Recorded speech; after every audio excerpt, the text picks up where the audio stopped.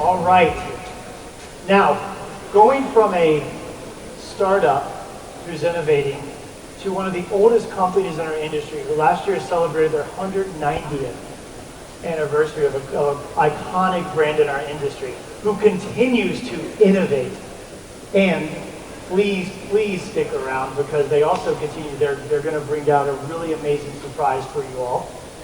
It is my pleasure to introduce the 6th generation family member of Martin Guitars, Mr. Chris Martin and Mr. Fred Greene.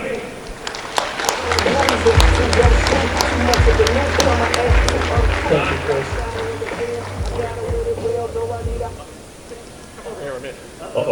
On? Nope. So, can we give a round of applause to our new NAMM CEO? Thank you for volunteering to carry us into the future. Thank you. Good stuff. You can go now.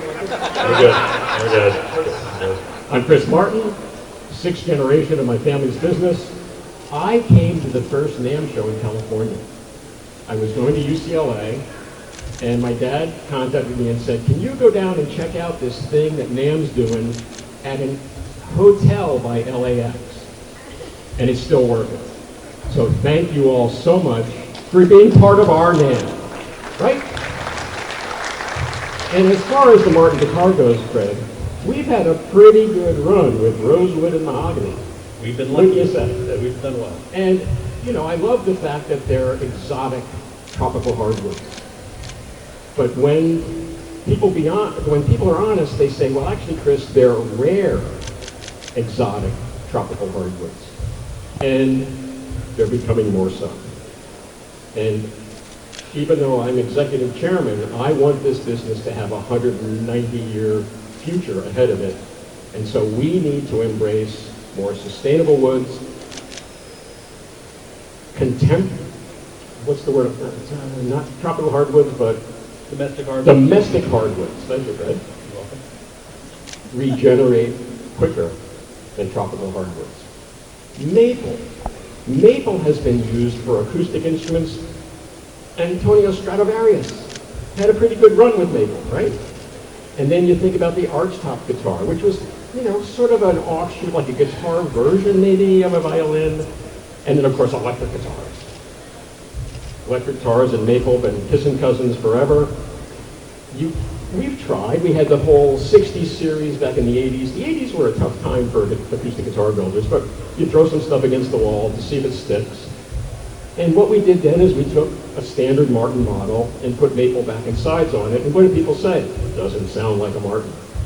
So we can't just throw maple back and sides on the B28 and call it a day. So what did we decide to do, Frank? We decided to take a little bit different approach, Chris. Now, we knew we wanted to make a maple guitar. As Chris mentioned, we wanted to do something with domestic hardwood. We wanted to try to stay away from the tropical hardwoods if we could, wherever we could. We knew we wanted to make a smaller body guitar, something with a cutaway. Now, most of the time when people use maple, especially on acoustic guitars, they tend to make jumbos, right? Because that maple has a kind of just a really strong fundamental note. It's a little dry, it's a little compressed sounding, so they overcome that by making the guitar a little bit bigger. That's pretty easy. But we knew we wanted to make a smaller guitar. We wanted to make something a cutaway, something a little more contemporary. And then that presented some challenges. Now, we made a couple prototypes, just plain maple, just like Chris mentioned, using our traditional Martin recipe, and they sounded okay. And the quality was good. They were as good as any Martin guitar we could make. The Martin quality is always good, no matter what we choose to do. However, we felt like we wanted to take a different approach, a fresh approach to building a guitar. We wanted to sort of challenge ourselves to do something different, something innovative. So in this particular case, what we decided to do was to weight relieve the braces, and you'll have an opportunity to walk over and see this over next door. But if you look inside, these braces have a honeycomb design inside the braces, and in between the honeycomb, we put a little X in there, kind of a little nod to the Martin X bracing that's on the top of the guitar. What we're trying to do is really make the guitar We may be rebranding that, Fred. We're going to call it Twitter bracing from now on. Twitter bracing. I like it. I can go with that.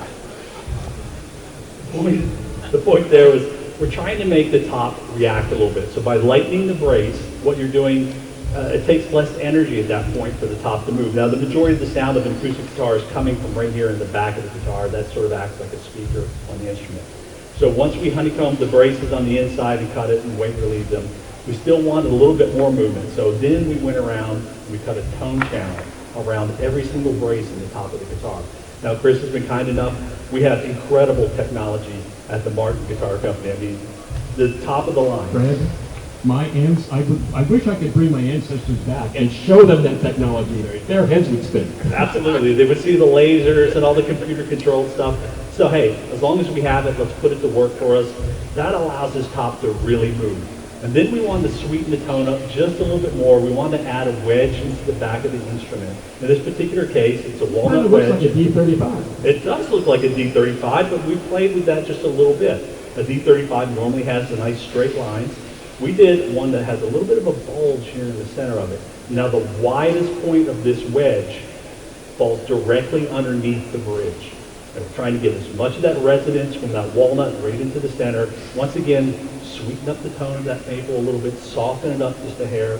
We went with the walnut bridge, walnut fingerboard, walnut neck on the back of the guitar, walnut binding. We're trying to avoid plastic wherever we could avoid plastic. We went with wooden inlays instead of shell. Once again, trying to keep the domestic theme of the instrument going forward.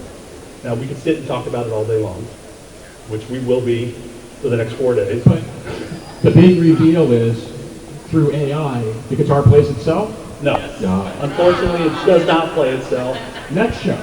Next show. Maybe we'll work on that one. But I think the proof is in the pudding. You want to hear the guitar. You want to hear what it sounds like.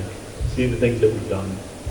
So we have a special guest, an amazing person, a Martin fan, an incredible guitar player, an incredible singer, an incredible artist. Please put your hands together and welcome Mr. Hunter Hayes. Yeah. Thank you.